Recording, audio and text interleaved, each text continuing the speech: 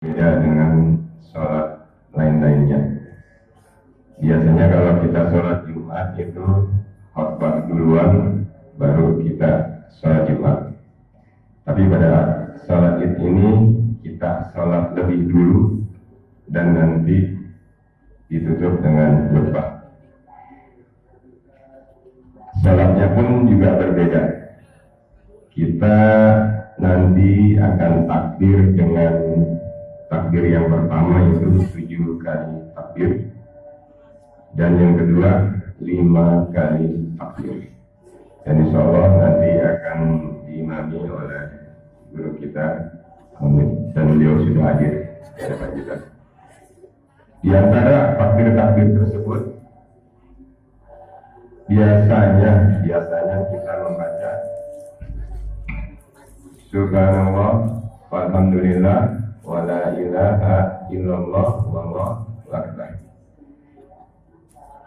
Jadi dibaca setelah takbir, kemudian menuju takbir lagi. Di sela-sela takbir itu kita baca Subhanallah walhamdulillah wala ilaha illallah wallahu akbar.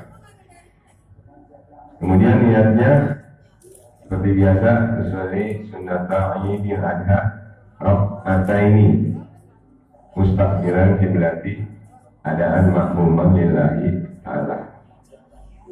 Itu niatnya. Jangan lupa, bukannya imam tapi makmumnya. Kadang-kadang yang biasa jadi imam itu suka terpleset, ada imaman juga. Kemudian petugas salawat sudah selesai, Pak, Bu, Ibu-ibu, sudah selesai? Sudah. Oke, baik Bapak Ibu sekalian, karena semuanya sudah selesai dan kami mohon kepada nanti panitia penyembelihan hewan kurban berkumpul di lapangan bulu tangkis.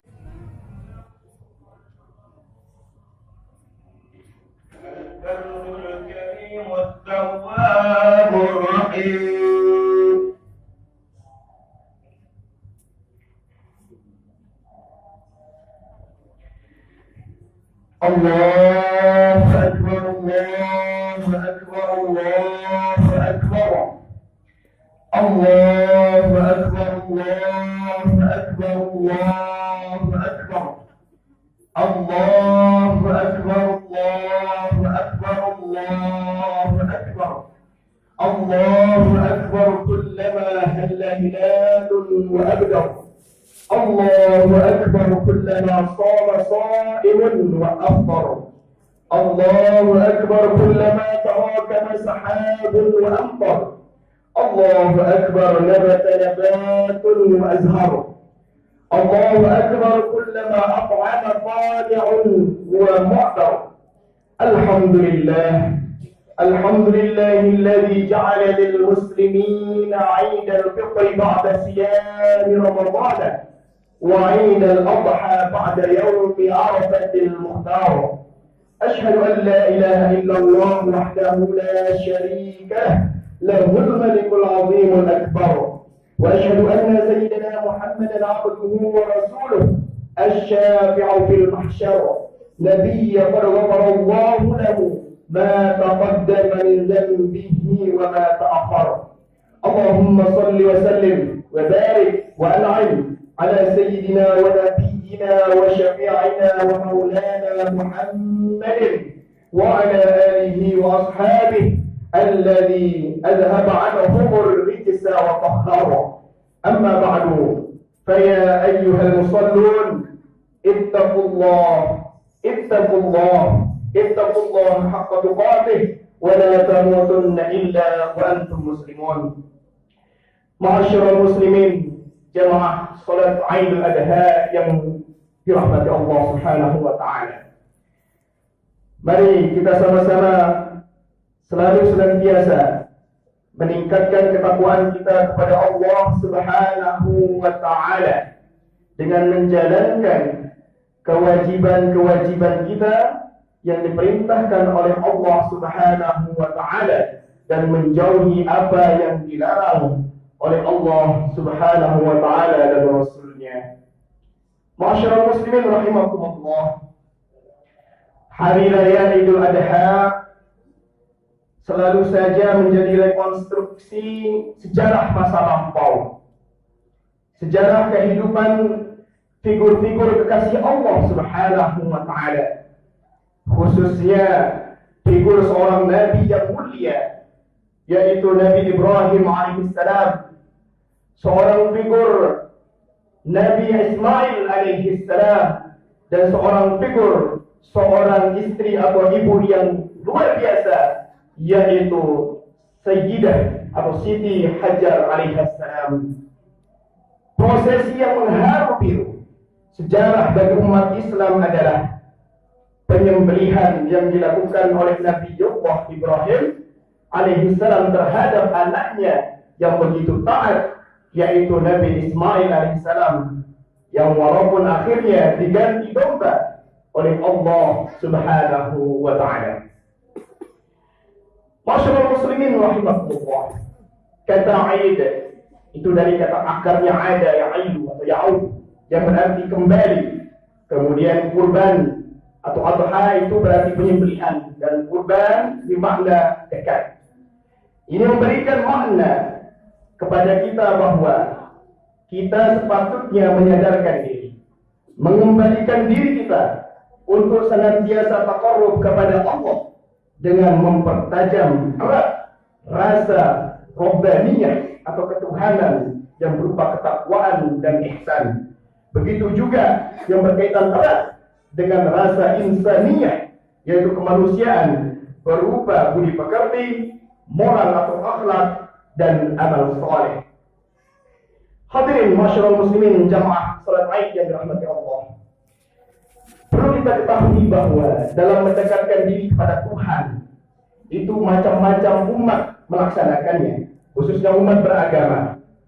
Setidaknya ada 3 cara berkurban atau pengorbanan yang dilakukan oleh umat yang beragama di atas dunia ini, yaitu sakramental, kemudian sakrifisial, dan monoteisme etis.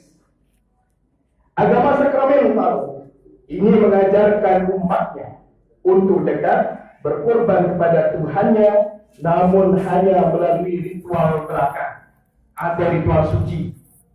Kemudian agama sakrifisial, yaitu sesajen, ini mengajarkan pendekatan kepada Tuhan mereka melalui sesajen-sesajen atau sajian-sajian, bahkan kurban berbentuk binatang hewan, bahkan kurban berbentuk manusia.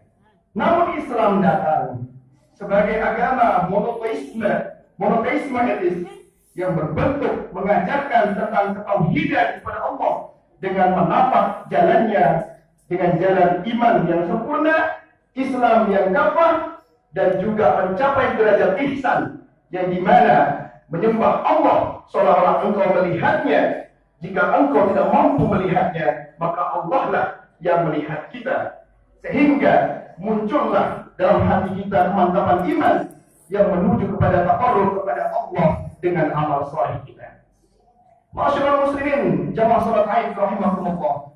Oleh karenanya, kurban yang dilakukan oleh seorang muslim pada hari raya Idul Adha itu tidak bisa disebut sebagai sesajen. Karena kenapa? Karena pada intinya setidaknya sekurang-kurangnya ada 7 makna dalam kurban yang dilakukan oleh seorang mukmin itu sendiri. Yang pertama, amalan kurban yang dilakukan oleh kita semua itu merupakan bentuk kita memperingati atau mencontoh ketulusan peran sebuah keluarga yang romantis, yang sakinah, mawaddah, dan warahmah, yang bisa kita contoh bagi orang yang beristri, bersuami, punya anak, berkeluarga, yaitu Nabiullah Ibrahim alaihissalam serta Nabi Ismail sebagai anak yang begitu taat alaihissalam. Begitu juga dengan Sayyidah Hajar, istri yang begitu taat, dan ibu yang begitu luar biasa, yang begitu sama-sama setia menjunjung hidupnya hanya untuk bertujuan takwa kepada Allah Subhanahu wa taala. Yang kedua, Al-Quran mengingatkan kita bahwa ketika kita menyembelih kurban, baik itu berupa sapi, kambing, unta, dan sejenisnya, ketahuilah bahwa tidaklah sampai apa yang kita sembelih itu, baik itu berbentuk dagingnya maupun darahnya, namun yang sampai adalah ketakwaan kita kepada Allah Subhanahu wa Ta'ala. Jelas dalam surah Al-Hajj dijelaskan bahwa la yanalallahu luhumuha wala dima'uha walakin yanaluhu taqwa minkum ila akhir ayat. Tidak akan pernah sampai daging-daging yang engkau sembelih, begitu juga darahnya, namun yang sampai adalah ketakwaan dari kalian yang melakukan kurban itu sendiri. Tentu takwa itu yang dimaksud adalah pertama, niatkan dengan ikhlas. Kedua, jangan riya, jangan sebut-sebut apa yang dikurbankan itu. Cukup hanya kita yang berkurban dan Allah lah yang tahu. Yang ketiga, tempatkanlah pemberian kurban itu pada orang yang benar-benar menerima hak akan kurban itu sendiri. Masyaallah muslimin jamaah salat Aid rahimakumullah. Selanjutnya yang ketiga adalah takwa. Takwa yang dicapai melalui ibadah kurban itu akan melahirkan insan atau pribadi seorang mukmin yang mempunyai kesadaran intensif tentang apa yang akan menjadi akibat bagi segala aktivitas dan amal perbuatan yang jauh di belakang hari kelak, dan yang kemudian menjalankan amal ibadahnya dengan sungguh-sungguh penuh tanggung jawab moral atau akhlak, baik itu kepada Allah maupun kepada manusia dan lingkungan sekitarnya. Yang keempat adalah bahwa penyelenggaraan kurban yang dilakukan oleh kita semua, orang mukmin dan muslim, adalah sebagai pendidikan sosial berupa perhatian yang lebih besar, khususnya kepada kaum fakir dan miskin, dengan membagikan sebagian harta kita atau sebagian daripada kurban kita.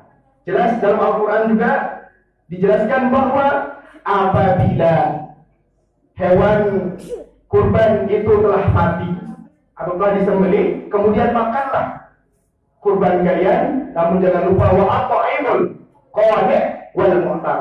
Berikan makan bagi mereka yang tidak meminta-minta maupun yang meminta-minta. Asal syaratnya adalah fakir dan miskin. Masyaallah muslimin jamaah salat rahimakumullah. Selanjutnya yang kelima adalah bekerja dengan sungguh-sungguh atau kerja keras dengan jerih payah. Tentu itu untuk meraih kesuksesan dan merupakan hakikat hidup yang bermakna. Sementara itu pengorbanan adalah tuntunan atau tuntutan perjuangan yang tak mungkin terelakkan. Keduanya harus dibarengi dengan sikap lapang dada, sabar, tahan menderita demi mencapai cita-cita yang mulia. Hanya pandangan hidup yang demikianlah yang akan memberi kenikmatan hakiki dan kebahagiaan sejati. Selanjutnya yang keenam adalah ketahuilah bahwa agama itu hanya simbol bagi penganutnya. Namun di balik simbol itu terdapat hikmah yang lebih intensif dan prinsipil, khususnya bagi orang muslim, yaitu ibadah kurban. Kurban merupakan tindakan yang disertai pandangan yang jauh ke depan, yang mengindikasikan bahwa kita tidak mudah tertipu oleh kesenangan sesaat, kesenangan sementara, kemewahan duniawi yang penuh dengan tipuan, kemudian merupakan kebahagiaan yang hakiki atau abadi nanti di yaumil qiyamah. Oleh karena Rasulullah SAW mengingatkan kita dalam hadisnya yang berartinya, orang yang bijak adalah orang yang mampu mengendalikan hawa nafsunya atau kepentingan saat untuk beramal sesudah matinya, yaitu kepentingan abadi. Sedangkan orang yang lemah itu adalah orang yang memperturutkan hawa nafsunya dan berangan-angan Allah mengabulkan angan-angannya itu. Hadirin masyaallah muslimin rahimakumullah, yang terakhir adalah mukmin yang istiqomah, sungguh pantang jika sedang menderita atau dapat cobaan dari Allah Subhanahu wa Ta'ala. Pantang dia meratapi nasib atau menyesali perjalanan hidup yang dia alami. Pantang kehilangan arah akan hidupnya. Karena pada hakikatnya Tidak seorang pun di dunia ini manusia yang benar-benar terlepas atau terbebas dari penderitaan. Namun yang harus kita ketahui bahwa kita harus menerima penderitaan tersebut agar kita sabar menanggungnya, kemudian dijadikan cambuk atau modal atau motivasi untuk berjuang, untuk bersungguh-sungguh dan bermujahadah kepada Allah Subhanahu wa taala dengan menanamkan semangat berkorban.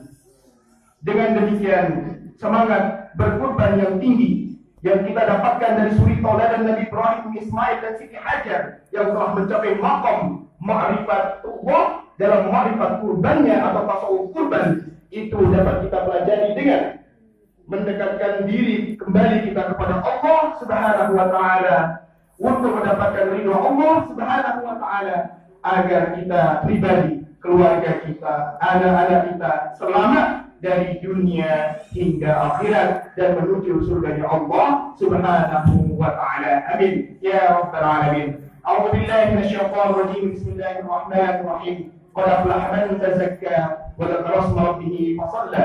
Barakallahu li wa lakum bil Qur'anil 'azim. Wa nafa'ani wa iyyakum bima fihi min al-ayati wa dhikril hakim. Wa taqabbalallahu minni wa minkum tilawatahu innahu huwas samii'ul 'aliim.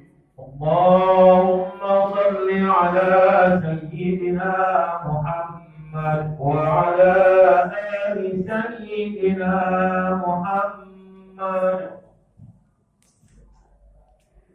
الله أكبر الله أكبر الله أكبر الله أكبر الله أكبر الله أكبر كبيرا والحمد لله كثيرا وسبحان الله بكرة وأصيلا. لا إله إلا الله والله أكبر الله أكبر ولله الحمد. الحمد لله رب العالمين الرحمن الرحيم مالك يوم الدين والصلاة والسلام على أشرف الأنبياء والمرسلين سيدنا ومولانا محمد وعلى آله وصحبه أجمعين. أشهد أن لا إله إلا الله الملك الحق المبين وأشهد أن سيدنا محمدا عبده ورسوله صادق الوعد الأمين. أما بعد فيا عباد الله أوصي نفسي وإياكم بتقوى الله وطاعته لعلكم تفلحون. وقال تعالى إن الله وملائكته يصلون على النبي يا أيها الذين آمنوا صلوا عليه وسلموا تسليما. اللهم صل على سيدنا محمد وعلى آل سيدنا محمد كما صليت على سيدنا إبراهيم وعلى آل سيدنا إبراهيم وبارك على سيدنا محمد وعلى آل سيدنا محمد كما باركت على سيدنا إبراهيم وعلى آل سيدنا إبراهيم في العالمين إنك حميد مجيد. وارض اللهم عن الخلفاء الراشدين أبي بكر وعمر وعثمان وعلي وعن بقية الصحابة رسول الله أجمعين. اللهم اغفر للمسلمين والمسلمات والمؤمنين والمؤمنات الأحياء منهم والأموات إنك سميع قريب مجيب الدعوات وإلى قاضي الحاجات. اللهم ارفع عنا من البلاء والوباء والفحشاء والطاعون والأمراض والزلازل والمحن والفتن ما ظهر منها وما بطن عن بلدنا إندونيسيا خاصة وعن سائر البلدان المسلمين عامة برحمتك يا أرحم الراحمين. اللهم لا تزغ قلوبنا بعد إذ هديتنا وهب لنا من لدنك رحمة إنك أنت الوهاب. اللهم هب لنا من أزواجنا وذرياتنا قرة أعين واجعلنا للمتقين إماما. اللهم آتنا في الدنيا حسنة وفي الآخرة والإحسان وقنا عذاب النار. عباد الله، إن الله يأمر بالعدل والإحسان وإيتاء ذي القربى وينهى عن الفحشاء والمنكر والبغي يعظكم لعلكم تذكرون. فاذكروا الله العظيم يذكركم واشكروه على نعمه يزدكم ولذكر الله أكبر. السلام عليكم ورحمة الله وبركاته.